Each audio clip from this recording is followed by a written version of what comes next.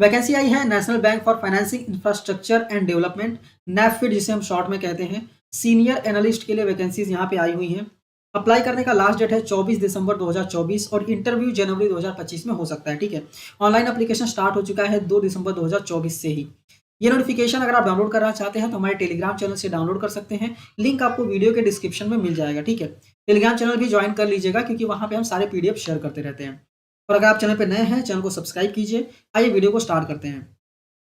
तो डेट्स वगैरह मैंने ऑलरेडी आपको बता दिया, 24 दिसंबर 2024 लास्ट डेट है। ठीक है, अप्लाई करने से पहले एक बार आपको ये नोटिफिकेशन अच्छे से रीड करना है। ठीक है, मैं यहाँ पे बता रहा हूँ, फिर भी आपको एक बार डाउनलोड करके अच्छे से रीड करना है, उसके बाद अप्लाई करना है। और आपको रेगुलरली बैंक के वेबसाइट पर विजिट करते रहता है, कुछ भी अपडेट रहेगा तो आपको वेबसाइट पर ही देखने को मिलेगा। इंटरव्यू जो है वो मुंबई में ही होने वाला है।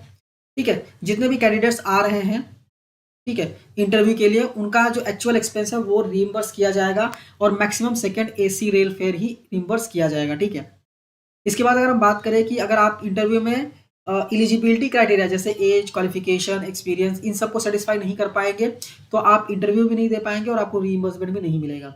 आपका पोस्टिंग सिलेक्शन के बाद मुंबई, नई दिल्ली कहीं भी हो सकता है। ठीक है, और कोई भी कैंडिडेट्स एक से ज़्यादा पोस्ट के लिए अप्लाई नहीं कर सकता। अब नंबर ऑफ वैकेंसीज की बात करें तो टोटल 2, 1, 3, 1, 4, 1, 5 टोटल 5 वैकेंसीज आई हुई हैं। Corporate strategy, partnership and ecosystem development के लिए एक वैकेंसी है, वापस सेम है बट यहाँ पे लास्ट में टीएएस ऐड किया हुआ है, इसमें 2 वैकेंसी है। इकोनॉमिस्ट के लिए एक है और इंटरनल ऑडिट आईएएस ऑडिट के लिए एक है। ठीक है, एज की बात करें तो मिनिमम एज जो है वो 21 साल है और मैक्सिमम एज 40 साल है। एज का रिलैक्सेशन भी यहाँ पे दिया गया है जो नॉर्मली गवर्नमेंट जॉब्स में दिए जाते हैं। इसके बाद स्क्रॉल डाउन करके नीचे जाएंगे तो यहाँ पे stream, functional area, education qualification, कितना एक्सपीरियंस चाहिए और जॉब का प्रोफाइल क्या रहेगा, डिजायर स्किल क्या रहेगा, वो यहाँ पे लिखा गया है। ठीक है, पहले अगर हम बात करें corporate strategy, partnership and ecosystem development के लिए तो यहाँ पे सीए या फिर पोस्ट ग्रेजुएशन डिग्री या फिर डिप्लोमा इन इकोनॉमिक्स चाहिए, या ठीक है post graduation degree, diploma in management with specialization in finance banking and finance sustainability management, strategic management, ठीक है, फ्रॉम रिकॉग्नाइज यूनिवर्सिटी, या फिर इक्विवेलेंट डिग्री होनी चाहिए।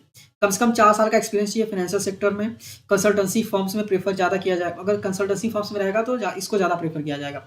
Experience in corporate strategy, business process री इंजीनियरिंग, पार्टनरशिप में रहेगा तो और भी अच्छी बात है। बाकी इरेडिकेटिव जॉब प्रोफाइल जो है वो आप एक बार रीड कर लीजिएगा।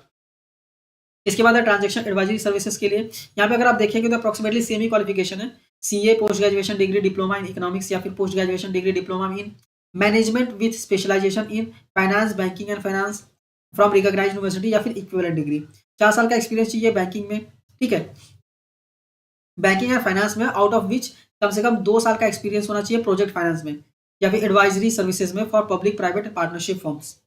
ठीक है, पार्टनरशिप प्रोजेक्ट, सॉरी। और ये जो यहाँ पे क्राइटेरिया है वो एक बार रीड कर लीजिएगा क्या रिक्वायर्ड है।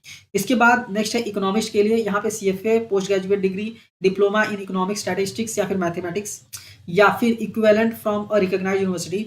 अगर आपने पीएचडी किया है इकोनॉमिक्स, बैंकिंग, फाइनेंस, स्टैटिस्टिक्स या फिर मैथमेटिक्स में तो आपको प्रेफर किया जाएगा। कम से कम 4 साल का एक्सपीरियंस चाहिए फाइनेंशियल कॉर्पोरेट सेक्टर में, जिसमें से 2 साल का एक्सपीरियंस इकोनॉमिस्ट इन बीएफएसआई में होना चाहिए। इसके बाद एसआई ऑडिट, आईएस ऑडिट की बात करें तो सीए, आईसीडब्ल्यूए, सीएस या फिर पोस्ट ग्रेजुएशन डिग्री होनी चाहिए in any discipline and CIS से होना चाहिए, certified information system, sorry information security auditor. ठीक है, प्रेफर किसको किया जाएगा, अगर आपके पास सर्टिफिकेशन कोर्स है इन इंफॉर्मेशन एंड साइबर सिक्योरिटी। इसके लिए भी 4 साल का कम से कम एक्सपीरियंस चाहिए in sector after CA, ICWA या फिर सीएस या फिर पोस्ट ग्रेजुएशन एक्सेप्ट सीआईएस है। प्रेफर 2 साल का अगर ऑडिट कंप्लायंस का आपके पास एक्सपीरियंस है तो उनको पहले प्रेफर किया जाएगा। इसके बाद स्क्रॉल डाउन करके नीचे जाएंगे तो बहुत सारी चीज़ें लिखी हुई हैं, ये सारी चीज़ें आपको रीड करनी है अगर आप अप्लाई कर रहे हैं। जो इंपॉर्टेंट चीज़ है वो मैं आपको बता देता हूँ। Selection procedure basically short testing के बेसिस पे और कम इंटरव्यू के बेसिस पे आपका होने वाला है। अगर लार्ज नंबर में एप्लीकेशंस आते हैं तो ऑनलाइन एग्जाम को कंडक्ट किया जाएगा। ठीक है, अगर ऑनलाइन एग्जाम कंडक्ट किया जाता है तो जो फिर अगर ऑनलाइन एग्जाम्स मतलब कंडक्ट किए जाते हैं तो online exam and personal interview आपका होने वाला है। जो भी चीज़ें रहेंगी वो वेबसाइट पे और आपको मेल के थ्रू बताया जाएगा। ठीक है, इसके बाद स्क्रॉल डाउन करके नीचे जाएंगे तो बहुत सारी चीज़ें लिखी हुई हैं जैसे अनफेयर मीन्स वगैरह नहीं करने हैं, तो वो रीड कर लीजिएगा आप। इसके बाद इंटरव्यू में 100 मार्क्स के लिए आने वाले हैं, जिसमें से कम 40% मार्क्स आपका आना चाहिए। अगर आप SC ST OBC PWBD candidates हैं तो कम से कम 35% मार्क्स आने चाहिए। कैसे अप्लाई करना है, अप्लीकेशन रजिस्ट्रेशन करना है, फीस का पेमेंट करना है, डॉक्यूमेंट स्कैन करके अपलोड करना है। कौन से साइज़ में होना चाहिए वो तो आपको वेबसाइट पे ही देखने को मिल जाता है। यहाँ से भी चाहें तो आप रीड कर सकते हैं। एक हैंड रिटन डिक्लेरेशन है जो आपको देना पड़ेगा, यहाँ पे हाथ से लिखना है, उसको अपलोड करके मतलब उसको लिख के अपलोड करना पड़ता है। इसके बाद आपको रजिस्ट्रेशन बेसिकली नेफिड की वेबसाइट पे ही जाके करना है, कैरियर्स वाले सेक्शन में जाके करना है, ठीक है। ऑनलाइन फीस वगैरह जो है वो आपको ऑनलाइन ही पेमेंट करना पड़ेगा, ठीक है। बाकी कौन से साइज़ में अपलोड करना है, कितना अपलोड करना है, ये सारी चीज़ें दी हुई हैं। आप इसको रीड कर लीजिएगा, नहीं तो आपको अपलोड करते वक़्त, अप्लाई करते वक़्त ही समझ में आ जाता है कौन से साइज़ में कौन-कौन सी चीज़ें अपलोड करनी है। तो उम्मीद करता हूँ प्रॉपर्ली आपको नोटिफ़िकेशन समझ में आ गया होगा। अगर आप अप्लाई कर रहे हैं तो नोटिफ़िकेशन को एक बार डाउनलोड कीजिए, टेलीग्राम चैनल पे डाल दिया है मैंने। अच्छे से रीड कीजिए, उसके बाद अप्लाई कीजिएगा और चैनल को सब्सक्राइब करके ज़रूर रखिएगा, क्योंकि हम ऐसे ही जॉब से रिलेटेड नोटिफ़िकेशंस को अपलोड करते रहते हैं। तो मिलते हैं नेक्स्ट वीडियो में। Thank you for watching and all the best.